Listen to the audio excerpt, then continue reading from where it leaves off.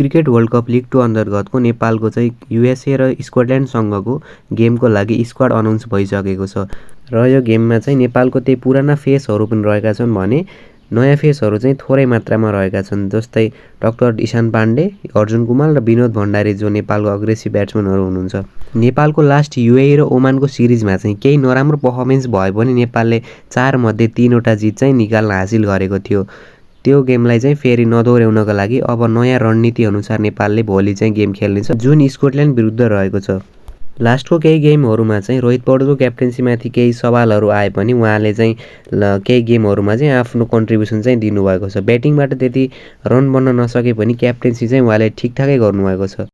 तर अब भने चाहिँ उहाँले आफ्नो ब्याटिङबाट पनि कन्ट्रिब्युसन दिनु नै पर्नेछ किनकि नेपालको चाहिँ अहिले क्रिकेट वर्ल्ड कप लिग 2 को चाहिँ पोइन्ट्स टेबल हेर्ने हो नेपाल चाहिँ सेकेन्ड लास्ट पोजिसनमा छ जुन चाहिँ अब पछिको लागि जुन होम एडभान्टेज छ त्यसको सही सदुपयोग लिनुपर्नेछ नेपालले किनकि पछिका गेमहरू आउटसाइड कन्ट्रीभन्दा बाहिर रहेका छन्। त्यसकारण चाहिँ नेपालले यो गेमहरूलाई चाहिँ मोस्ट इम्पोर्टेन्ट रूपमा लिनुपर्नेछ र रोहित पौडेलले पनि आफ्नो ब्याटबाट चाहिँ राम्रो रन हान्नुहुनेछ र क्याप्टेन्सी पनि राम्रो दिनुहुन्छ भन्ने फ्यानहरूलाई एकदम आशा रहेको छ।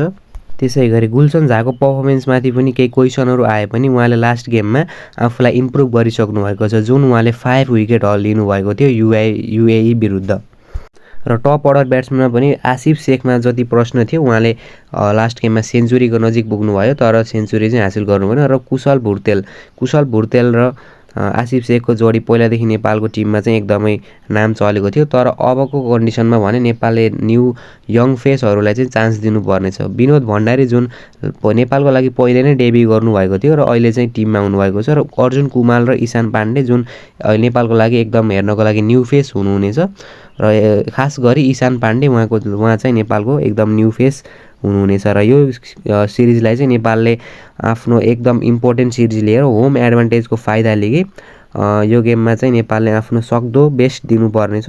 नेपालको केही गेमहरूमा टप अर्डर ब्याट्सम्यानहरू फ्लप भएको कारण चाहिँ न्यू फेसहरूलाई चान्स दिनु एकदमै कम्फर्टेबल हुनेछ र यस्तो कन्डिसनमा दिपेन्द्र सिंह ऐरीले मात्र ह्यान्डल गरेको हामीले लास्ट 4 गेमहरूमा हेर्न सकिन्छ जुनमा चाहिँ दिपेन्द्र सिंह ऐरीको एउटा सेन्चुरी पनि आएको थियो र त्यसकारण चाहिँ नेपालले आफ्नो रणनीतिहरू चेन्ज गर्नुपर्नेछ। र नेपालको गेम कस्तो छ भन्दाखेरि आफ्नो नेपालको प्लेयरहरूले भन्दा चाहिँ बाहिरको अपोनेन्टले चाहिँ हाम्रो टिममा के कमजोरी छ त्यो चाहिँ अर्को टिमले सजिलै पत्ता लगाइदिन सकिन्छ र त्यो हुन हामीले दिनु भएन। लास्ट गेमहरूमा ओमानले जसरी नेपाललाई चाहिँ एक्सपोज गरेको थियो उहाँहरूले नेपालको कमजोरी कहाँ छ कस्तो लाइनमा बल फाल्दा उहाँहरू डट हुनुहुन्छ विकेट कसरी जान्छ अर्को टिमले अपोजिसनले सजिलै डिटेक्ट गर्ने तरिकाले नेपालले गेम खेलेको छ र त्यो गेम चाहिँ हामीले आशा गरेका छैनौँ र बेस्ट हुनेछ अहिलेको गेम। अबको नेपालको मुख्य रणनीति भनेको आफ्नो स्टेबिलिटीमा चेन्ज गर्नु र टप अर्डर ब्याटिङलाई सुधारेर डेथ ओभर बोलिङमा चाहिँ थोरै चेन्ज ल्याउन सक्यो भने चाहिँ नेपालले चाहिँ